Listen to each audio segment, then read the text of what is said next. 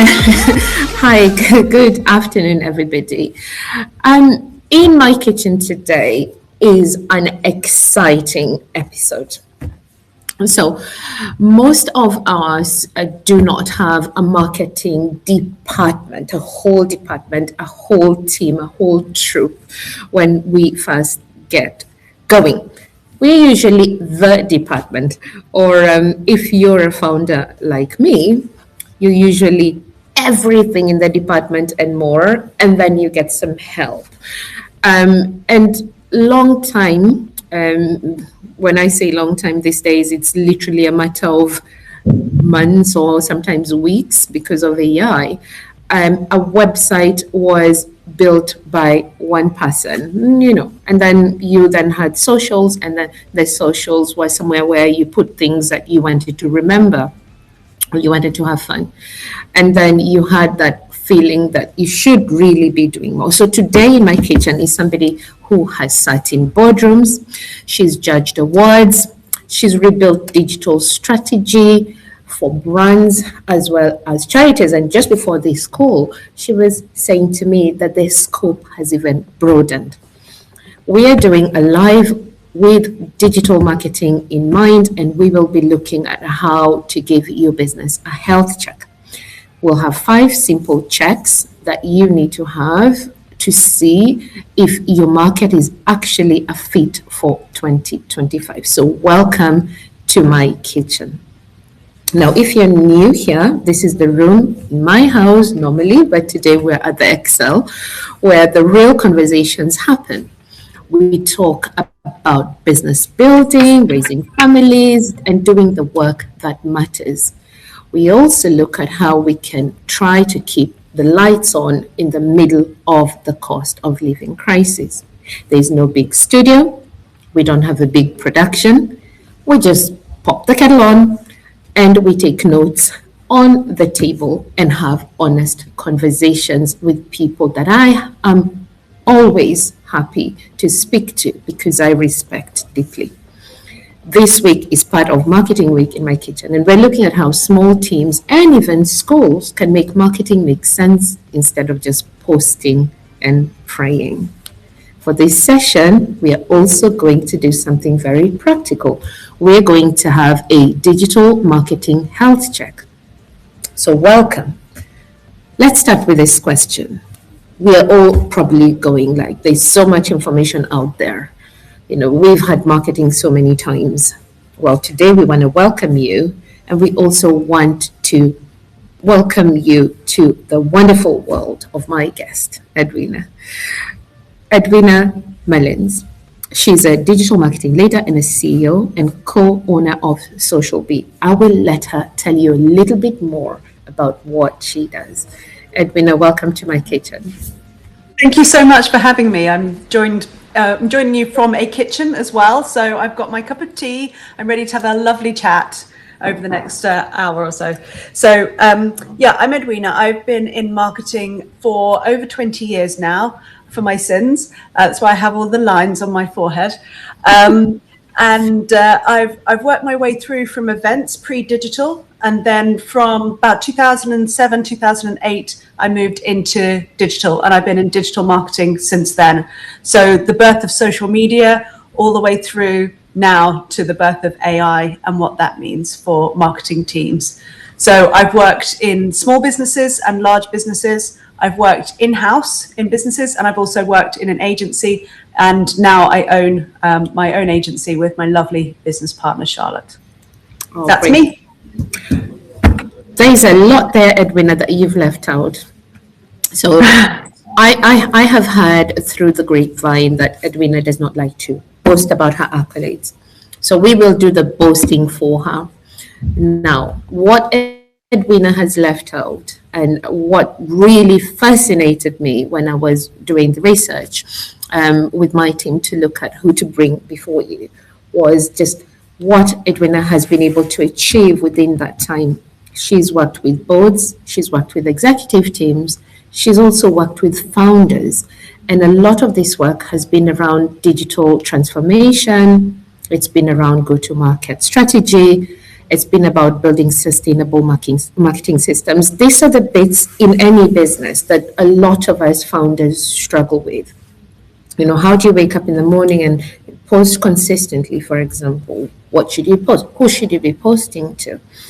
Edwina is the person that will know this because she's trained teams through things like the Guardian Masterclasses. She's judged awards like the OTC Marketing Awards, the CMA's Independent Agency Awards, Team Tech Awards. So across the board, she knows what it means on a large scale as well as on a smaller scale, and even with the youngins, right, when they're getting started. She's been head of marketing for high growth tech companies. So she knows a thing or two about scaling and what it takes to build a following and keep communicating to them through various stages of the business. Because we all know, the community you have when you're first getting started is a very different community to the one you have when you've grown. And she still finds time to sit on boards for charities that support young women, sustainable families, and rural communities. So, when Edwina, when you look at marketing, what do you normally see that will stand out for you? Well, when I look at other people's marketing, I bet you see a lot. I do. I think one of the most important things that any marketer can do is enjoy everybody else's marketing, but always be consciously thinking, is it good? How could you make it better? And it's a way of learning yourself and always staying curious. So I learn a lot from other people's successes and when they face some challenges in their marketing as well. So, and I think also when you're working with small businesses, with charities and schools, where budgets can be limited, sometimes it's good to look at the marketing of those big brands where they've got a huge marketing team, they've got a lot of time to do research, and they've got a big creative budget. See what they've done and work out how you can use that and a version of it for your own brand. So polite replication of great successes. I was going to ask, is it okay to look at a marketing, I don't know, go on somebody's social? There's one challenger bank in the UK that I really love how they do their socials. So, if I was to go there and say, oh, I really love their social, can I kind of like just lift and put them onto my socials? Would that be like an okay thing to do if I was a smaller business? Well, you always need to make sure that that you're on brand for your own brand, and something might work really well for another business, but it might not work so well for yours, depending on how your customers behave, what they know about you already, where they are in their learning of your brand. So there are a few things to think about when it comes to copy paste to borrowing. However, I think where it can be really powerful is where there are industries that are streams ahead. Then you can go, I can see that trend is going to start moving into my industry. I can be ahead of that trend because I'm looking left and right rather than just in my niche. In a narrow kind of like you're just kind of like focusing on what you see happening around you. You can borrow from outside of something that you normally wouldn't think of. Absolutely. I think that's really, really important actually, because it's very easy to be in your own echo chambers in your own industry and hear the same things all the way around, just recirculating, and actually looking left and right at what other industries are doing can really help add a bit of creative energy into what you do with marketing. Yeah. What does that do for you then as a business if you step out from what everybody else is doing? How does that help you get any benefit from it? I think there is so much noise these days, isn't there? General marketing noise, whether it's on social media or your inbox being constantly updated with new emails. What you need to do is try and make sure that you're adding value at all times. So if you're asking somebody to read your content, you need to be able to provide them with something that's valuable back. So it's a two-way dialogue, a two-way relationship, and you're sort of building up a trust and authority. So when you're looking at left and right and creativity, you're adding value in different ways. You can add value by important technical content, but also for people to enjoy reading that content, to get something useful relevant, interesting, timely out of what they're reading. So always think about it as a relationship. I like those words that you just used there: useful, relevant, interesting, and And targeted. timely. Timely. Oh, I'm going to borrow those. I think our listeners, if they're not already, need to be taking notes with those, because those are really good to keep in the back of the mind. When you hear the word go to market health check, what can, somebody who's not necessarily in the marketing lingo, what should they start thinking about? Are those words some of the buzzwords to think about?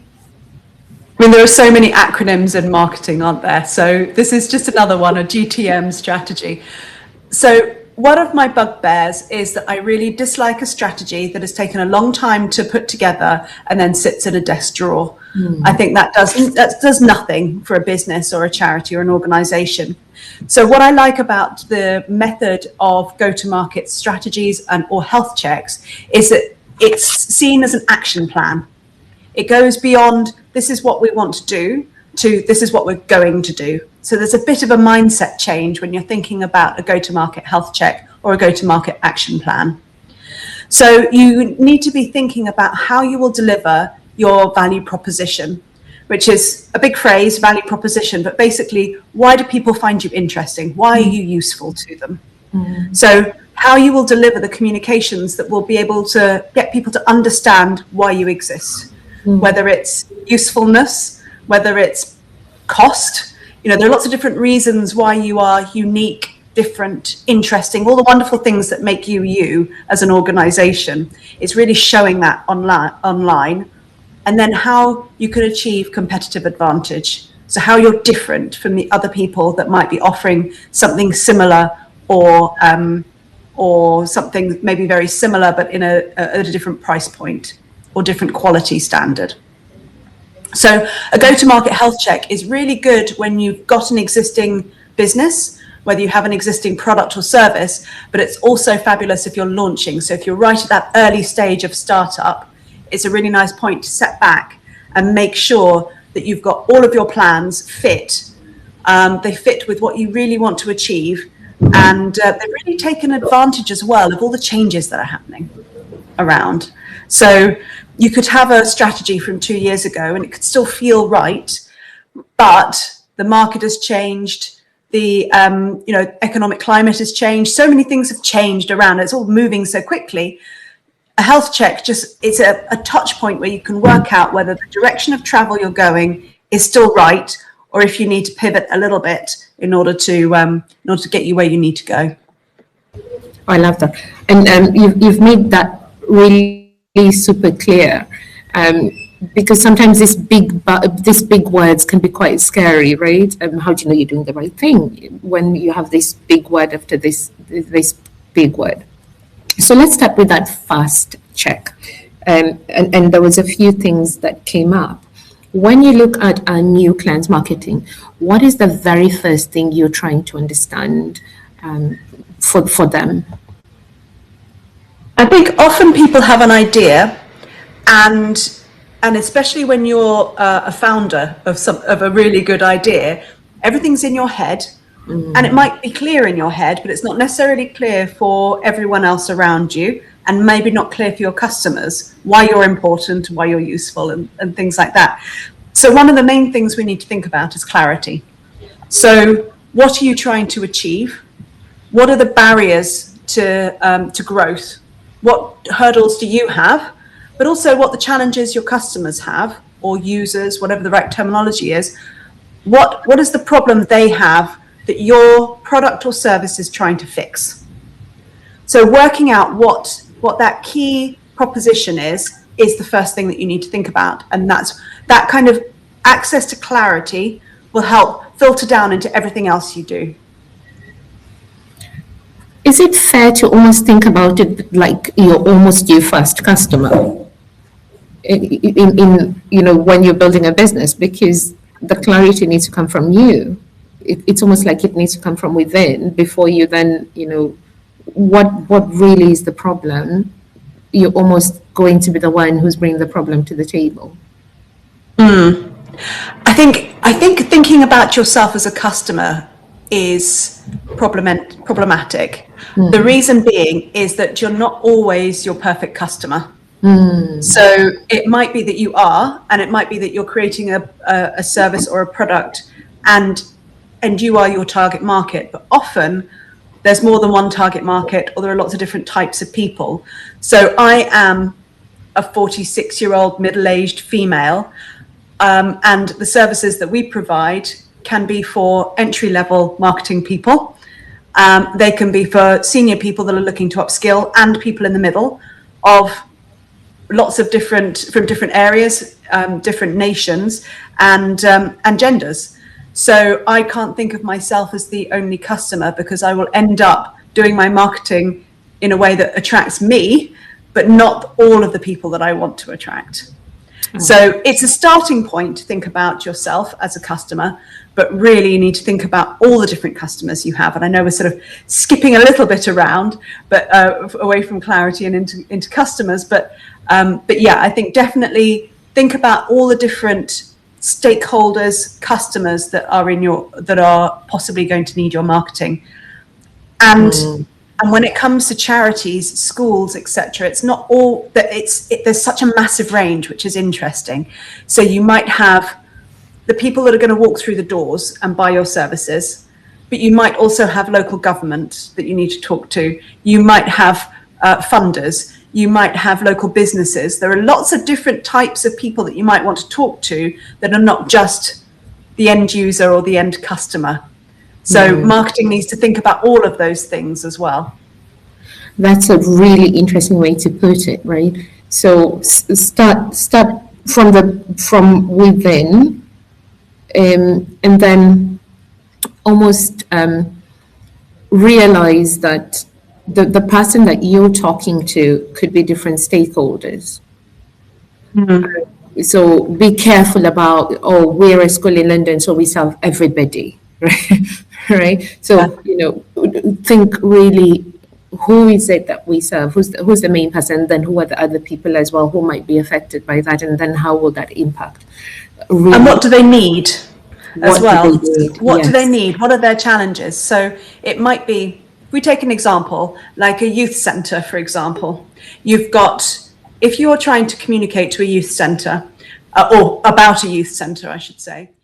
Okay, so now we're going to step back a little bit. So we started without, kind of really knowledge of what we're going to do. So now we built in some clarity, and we then went in and we chose the channel. And now we've talked about the journey, the intent. And when I said a really powerful word there, where are people when it comes to intent, when it comes to your offering? Now let's look at, are we able to achieve the things that we are going to say we're going to do, right? Do we have the capacity, and do we have the capability? This is the fourth check that we need to put in place. And I think this maybe doesn't get talked about enough, because it's one of those things where there's a bit of an assumption, right? Because we're a little bit away from the actual activity of what we're doing. You see the board side of this, and it says, we will be on 6 channels, we'll post daily. I mean, I listen a lot to Alex Mosi, is like really big on YouTube, and he's saying something like, oh, we actually put 70 pieces of content out a day. And then we have like all these weekly things we do, like webinars, like for example, what we're doing, and then there's paid ads.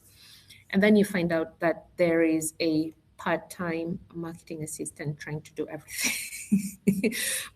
How do you normally approach that conversation when you're doing a health check and be, because it's quite a hard one, and for a lot of businesses, isn't it?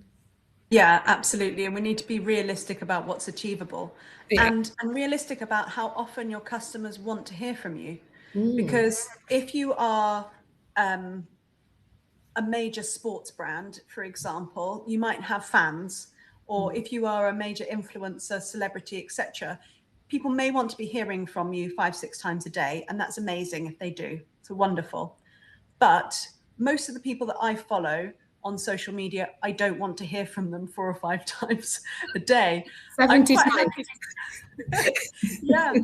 So I think it's being realistic about what's achievable, but also what your customers want. So there's a bit of listening there as well. But think about what's realistic for your team. So if you are working on your own as a founder, operator of your business, what is realistic in terms of carving up regular time for doing social media? Because it's always going to be on top of other things you're doing. And we have to be very honest with ourselves that it's something that a lot of people go, I really want to do it, but it's an easy one to just miss off for a couple of weeks because finance is more important, operations, human, all of that kind of stuff can take priority. But marketing is also important because it is building people up to come through to your brand. So profitability, really important. So be realistic. Have you got 15 minutes a day? Do you have half an hour a week? Do you have an hour a day? Some people have whole people doing the job in its entirety as a sole job. So work out what the capacity is of the team realistically, and then carve out a regularity on social media that will fit that. And there are lots of efficiencies we can do in terms of scheduling social media posts. So you're doing a bulk, but they go out periodically. So there are efficiencies you can do within that. But the main thing is to stay consistent. If you're saying it's 2 posts a week, it needs to be 2 posts a week. It can't be 2 posts for a month and then it goes down, for example. And then after you've thought about what that sort of time capacity is, you then have the skills capacity. And one of the reasons I love the business that I run is that we're 50% digital marketing agency, traditional, we're 50% training, because we see how important it is to constantly be upskilling within marketing because things are moving so quickly. I mean, we did a training session last week for a lovely group of people on Meta advertising. We did the screenshots a couple of days before to put into the deck, and we did the live demo. It had changed because they're playing around with AI, they're moving around where some of the audiences go. So within the case of 2 days, things had moved around. And some of the skills needed in marketing is that confidence to go, things are always changing. That's okay. I'm going to be a continuous learner and just keep on top of the platforms. So yeah, there's skills training is so important in marketing, and we get a lot, like I said at the beginning, actually, we get a lot of people roughly my age that are looking for refreshers, because people my age that may have done a degree in marketing didn't have digital in their degree at all, let alone social, AI, etc., etc. So we're all learning together. The platforms are constantly evolving. So having that mindset of following key people that are helping you on Instagram or YouTube, etc., and podcasts are obviously amazing for that as well. So think about whether it's a large amount of training that you or your team might need, like a big bulk of something, like a 1 or 2 day kind of training, or whether it's bite-sized pieces of training just to keep people continuously up to date. Oh, that's brilliant. So it's almost like you're doing a business audit and a self-audit. And then the last health checkpoint will be measurement. And for this one, I promise we will bring Edwina back for the measurement piece. Because there's lots of different things around this. There's different dashboards. So it's a whole piece that we will need to look at. And for anybody that might be setting out that is thinking, oh my God, that's so much. There's a whole 5 things, but in that there was, so many different parts. For clarity, you could just start with one little project, right? Start with one, maybe start with, like a recording, something like this, and then break that down into different bits that you can build in. So Edwina, I can't believe that our time is almost coming to an end. We have to know you a little bit more. So for everybody watching, this is the other exciting bit of our webinar, which is the quick fire round. And we will throw a little example to Edwina. And there's only one rule in my kitchen around the quick fire rule, Edwina. It's no thinking. So I'll ask you a question and you got to say the first thing and that comes to mind. So Let me throw a little simple scenario at you. Imagine that it's a small social enterprise that runs well-being workshops for schools, and they have a basic website, they have a dormant email list, an Instagram account. Oh, sorry, I'm going to come to the scenario in a bit. Let's first do the quick fire round. So before we wrap up, I want to ask you just very quick questions, and there's only one rule. There's no thinking. You just have to say the first thing that comes to mind. So the first question, are you ready for this? Mm-hmm. Yeah. So tea or coffee or something stronger when you're planning strategy? So I plan my strategies in the morning because I have more energy in the mornings. So for me, it's a cup of tea, and I'm trying to get any strategy work done with my cup of tea, and it's done by 11 o'clock. And it's strictly a cup of tea. It's that early in the morning, I try and stay off the gym. Okay, thank you. So one marketing myth you would happily retire for 2026. Marketing myth. Yeah. That you have to be very jolly and follow all the trends, because I think one of the most important things is that you're authentic. So be whoever you are and be right for your business and for your and your products and your customers. Don't try and be the same as somebody else. Yeah, I love that. A book, a podcast, or a resource you will find yourself recommending a lot at the moment. So I really enjoy really small business books because for my attention span. There's a book that I read when about 20 years ago called Who Moved My Cheese? And it's about, do you know it? Yes. It's about, there are two mice, they're finding cheese in a maze and the cheese is moving. And I think, and I ignored the book for about 10 years, but now the world is moving so quickly. I think actually the learns from that book are really relevant right now. So Who Moved My Cheese? Oh, and you know, it's so funny, isn't it? It's something that you read a long time ago, and like you said, and right now is when it's becoming relevant for you. It's almost it's also kind of similar to what we said. You know, the customer will be a different part of your buying experience, isn't it? Yeah, so that's interesting. I'd love to kind of look back and see what they've done to like keep it relevant and to still be able to communicate, for you to have then found them again. If you were not working in marketing and digital, what do you think you would be doing instead? I love theatre. So that's an easy one to answer. I would love to maybe be a front of house manager for a theatre, so I can see all the happy faces coming out, and also be around lots of the chocolates and sweeties that you get in the foyer. Oh, I love that. So you still be like people, a people person, isn't it? But this time you'll be like in front of everybody and saying all the lovely smiles. Yeah, Edwina, thank you so much. Beautiful answers, beautiful session. Really enjoyed our time together, and I really do hope you can come back. But before we wrap up today, how can people connect with you? Where can they find you? So if you're on LinkedIn, please find me on LinkedIn, Edwina Mullins. It'd be lovely to connect. And if you've got any questions on digital marketing, feel free to message me. I'm happy to help.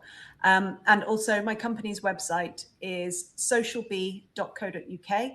And so do find out more. We've got some webinars and little bits and pieces that might be helpful in order to upskill you or your team in digital marketing. Oh, thank you. Thank you, Edwina. And we're really looking forward to hearing, what's coming up with the webinars that you're putting out. Please do keep us informed. We'd be happy to share, to our listeners about. Thank you. Keep you informed. I think there was so much that you have shared with them. Give them a little bit of a taster.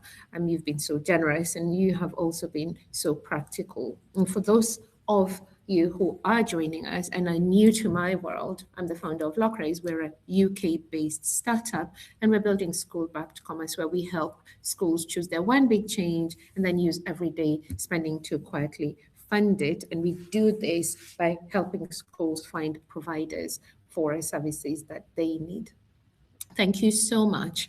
If you want to keep watching what is going on, if you want to listen to fantastic guests like Edwina, who is so knowledgeable and so easy to understand because they just speak directly from what's happening on the ground, then please do keep following these table conversations. If you can, subscribe here on YouTube, connect with me and with Lockrays on LinkedIn, or just visit lockraysmatch.co.uk or .com, and you will see the work that we are doing with schools and our partners.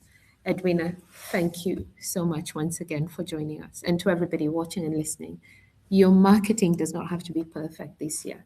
It just has to be honest. Like Edwina said, don't copy anybody or what anybody else is doing. Just do you and just make it clear and kind and regular to your capacity. See you in the next episode. Hall of Fame. Yeah.